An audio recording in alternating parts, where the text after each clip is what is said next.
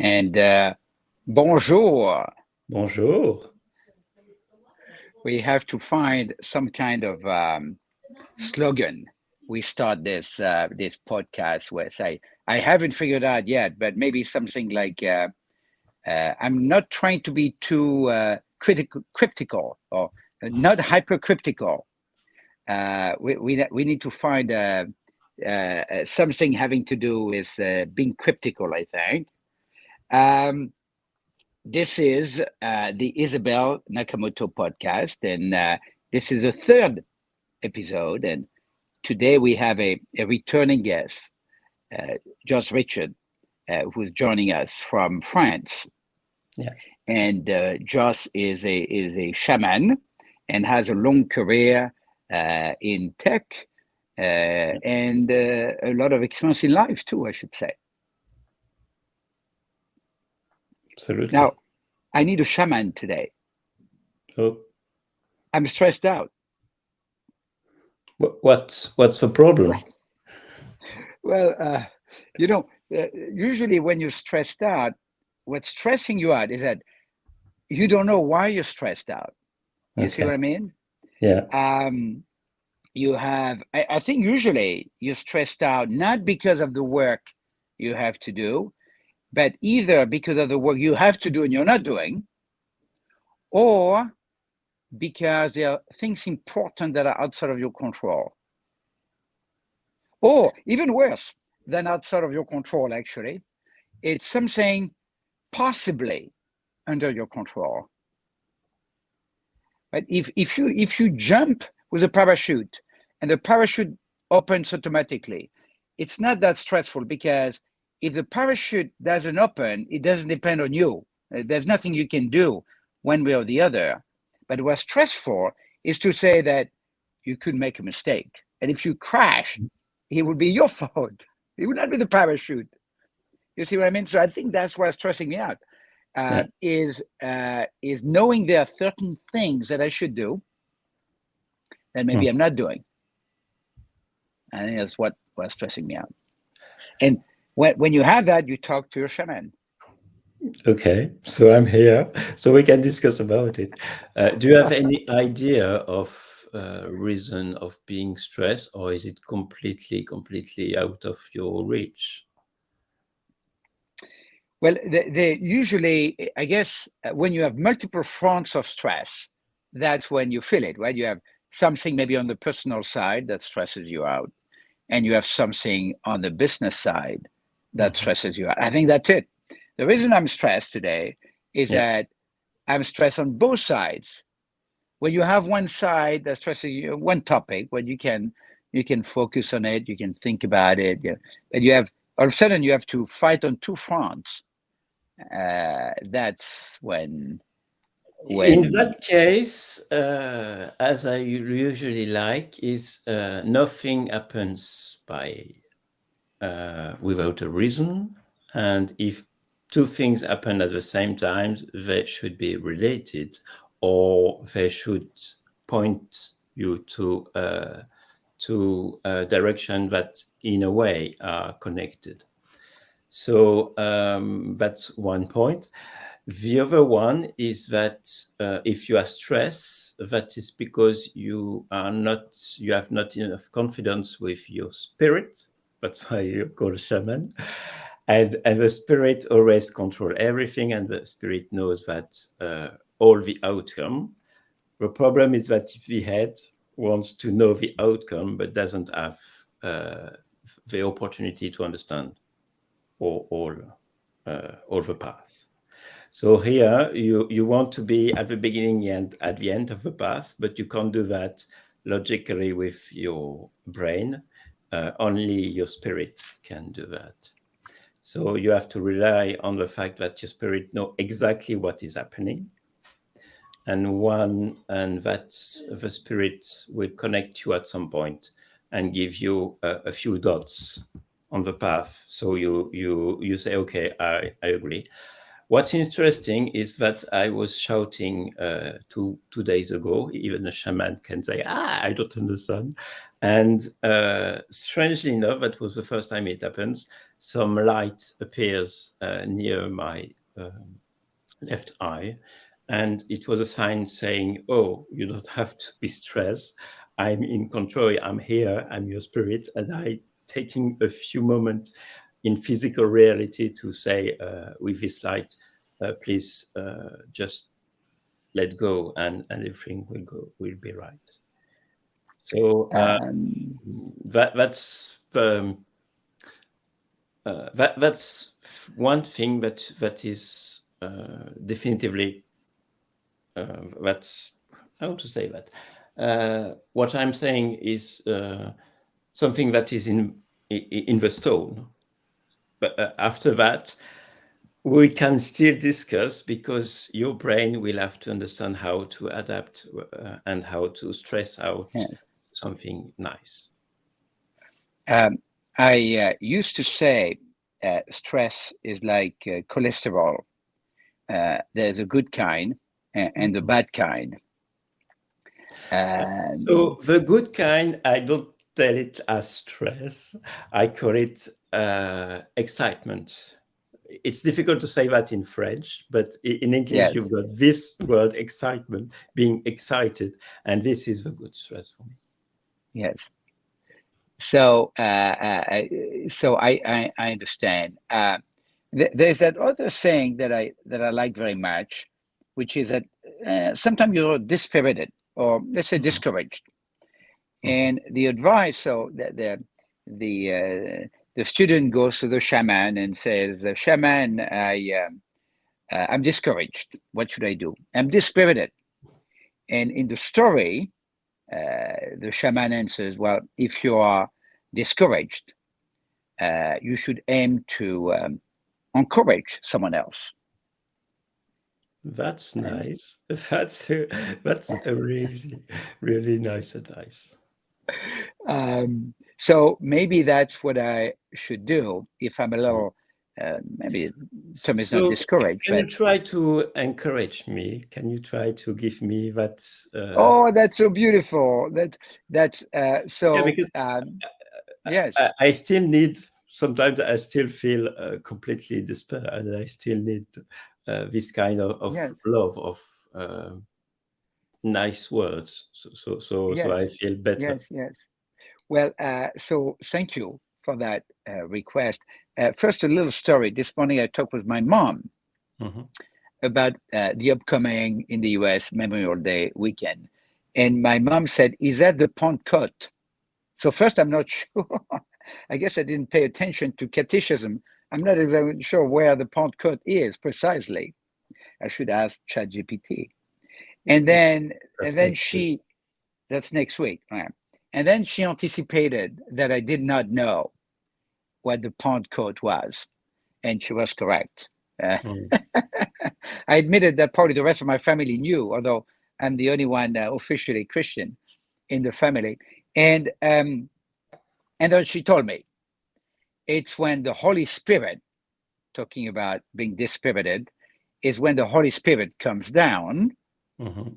and she reminded me that episode. I guess when the Holy Spirit comes down, everybody speaks the same language. Everybody can understand each other Yes. all of a sudden. Is that right? Yeah. Okay, so you know the Yeah. Pentecôte more than me. So now I caught up. Now I know what the so that's, I guess, the link for people receiving the spirit, or being spirited or being dispirited, is the spirit comes down. We all under grace, and we all speak the same language. And perhaps Google Translate and ChatGPT Mhm. are part of that Pentecostal event. Then they Yeah. descend upon us, and all of a Yes. sudden, everybody understands each other. Yeah. Absolutely. It's incredible. So, um, well, let me tell you something that perhaps will encourage you yourself. Mhm. And I guess a comment I will have for you is that you have, as I know you, two very distinct paths in your life. You have the life of tech, Mm-hmm. tech and programming and technology and AI. Mm-hmm. And then you've got the path of spirituality. Mm-hmm.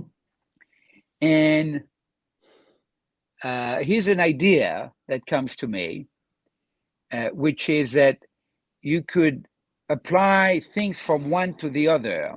In other words, you could use, I'm going to hold my phone here, hope that doesn't make everybody dizzy. You can use your spirituality to guide your code, and maybe you can use your tech experience and programming experience to channel your spirituality. I will keep that sentence in my head and try to dream on it. um, because separating two important parts of your life probably creates stresses, actually. Absolutely. I'm trying to reaching the point where things melt one another to only one point. And I didn't, that's why I was saying that sentence just before. Yes. The coding leading to spirituality. I think there is something to do on that because it resonates quite nicely when you said it. Uh, Last week we talked about Taoism, Yeah. going with the flow, and the two, I guess, on one hand you've got Taoism, going with the flow, not trying too hard in some ways, Mm-hmm. but using agility as Mm-hmm. a strength. And Mm-hmm. on the other end, there is Confucius, Mm-hmm. right? There's Confucianism. Confucianism. Did I say it Mm-hmm. right? I think so. And I do remember studying Chinese literature and remembering that these two opposite in the Chinese culture. Um, and So as I'm thinking about you, there's a lot of, as a shaman, it's mostly No, the Tao. I understand because the energy is the flow of the spirit is the energy is the flow and the coding is the structure is made of rules, and that's how we can live on the earth is to have a structure and make the energy flow through that structure, because if you don't have a structure the energy just go anywhere. But if you put Right. the structure, you structurate your life, and your life has got meaning. And thanks by that structure, and you illuminate, you give it life and animate it through the energy. Now I understand. So when you said use the code, that's the structure, and use the spirit of shamanism, that's the energy. Now I will have still to think about it and dream on it tonight. But that's the idea I have to click. There is another theme, but I nearly want to keep it for another uh, meeting of Mm-hmm. Isabel and the shaman. And it's a whole idea that we talked in the past about the secret door. Yeah. So Anna, who's listening to us, our great executive producer, should probably put that on the list for Mm-hmm. for one of the future podcasts, which is in your life, how do you find secret doors? Mm-hmm. How do you and do you find them in a sort of do you try to be lucky? Are you rational? Do you expect it? Do you believe it's there somewhere? So that could be a topic in itself. We'll keep that one for another day because I want to spend the whole Okay. 30 minutes on the topic of secret doors. So we can stay on the topic of stress maybe Yeah. Yeah. in spirit for Yeah, but this the two session are today. related, and what I can say without saying too much is that the secret door is what you call the good stress, and being stressed as uh, uh, as something that prevent you from doing things. That's about stress. So today we are discussing about being stopped with the bad Yes. stress, and next time we will say how to enlighten that and use it as good stress to find the secret door. Because as you are saying it, I can now relate it both. Uh, and on the topic of stress, I'm not thinking that there are two bad stresses that I feel. And actually, I'm thinking about my situation, and I'm going to continue to stay cryptic a little bit, but the stress on the business side is things that I control, but doesn't matter. So the fear of wasting time with certain things in some ways, and the fear of doing things, I would say, for political reason, rather than believing that it gets you closer to your objective. So back to the idea of caring about what other people are saying. I think you are just getting it, is that at some point, and that's all the point of being Isabel, and the choice you made. At some point you decided, so that put some stress, but you decided to reveal all of that to general public. But that move, it will be always this idea: should I care about what people are saying, or should I, or what's important is what I feel I need to express. And so you shouldn't be stressed at some point by political problem, even if a business. And last time you hesitate to reveal 2 years ago to the public, that was still for political reason, because it would impact your business. So now that Right. you're revealing everything, you shouldn't be any more stressed by that, because you have done everything. You've got you can, people can still say but you don't care because you have done the most difficult part. Right. A friend of mine told me the following: that early in your career, you're successful by caring very, very much about what other people are thinking about you. And in the second part of your career, to really reach your full potential, you need to reach a point of where you don't give a shit. I wouldn't say it better. At some point, I think that's what you still can see in movies, is that when you are 40 or 50, there is some shift, because I had that revelation at 42, which is, now I know that I'm in the middle of my life. So I've done things, but there are so much things that I haven't done. So if I want to do them, I can only do them without caring too much.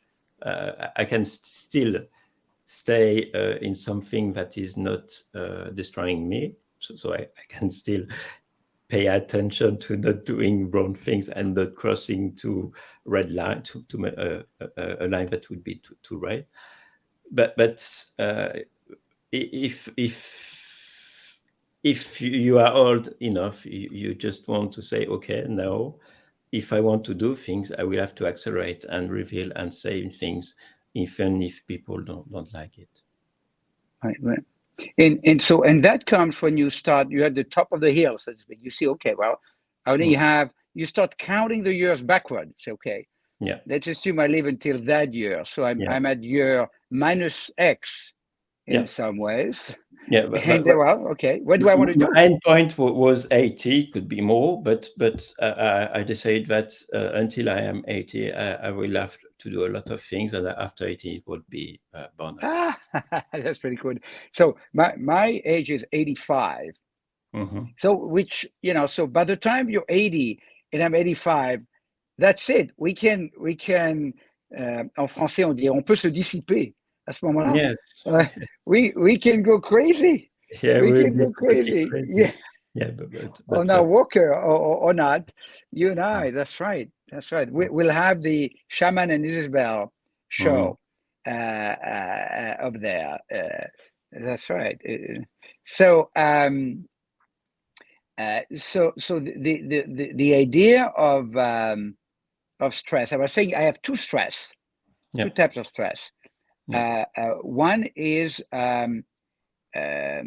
feeling that I have to do things that are not getting me closer to my goal, Mhm. and I'm doing it because I don't have the courage of uh, risking something by saying I'm not going to do that, or get. If, for example, in a corporate environment, if you start saying everything you think in a large company, you're not going to have a career, right? I mean, that's just a nature of big company. And as an entrepreneur myself, I deal with small company and big companies, Mhm. right? So that's a type of stress, to feel sucked into having to care about politics. Mhm. That is a source of stress. The other source of stress on the personal front this time is to care about something that you don't have a lot of impact on, but Yeah. affect people around you, right?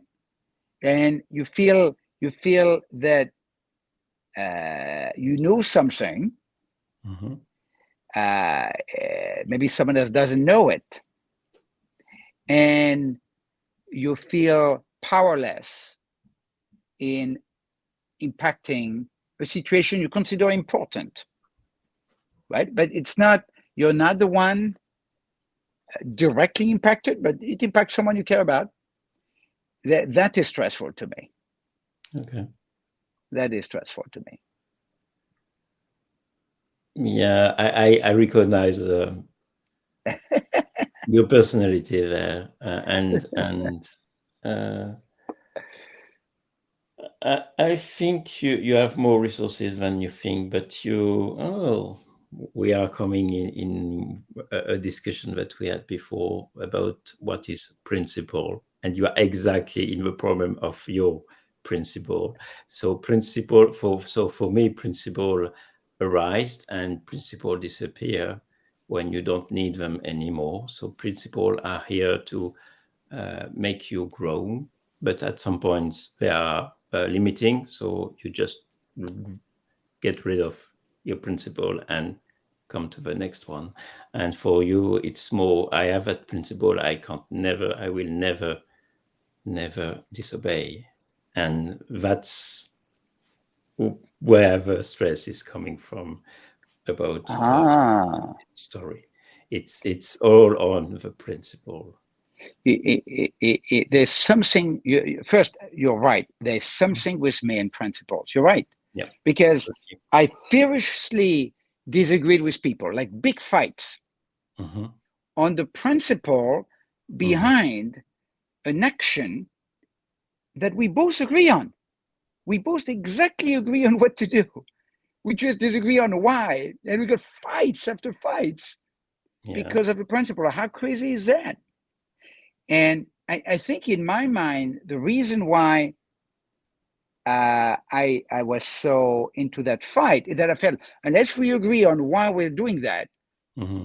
that difference in principle between you and I is going to come later and create a problem. Even if we agree on what to do here, Yeah. the difference in principle is so deep that it would create other problems later on.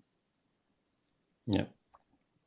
And when you have a principle for yourself, you can't deactivate it.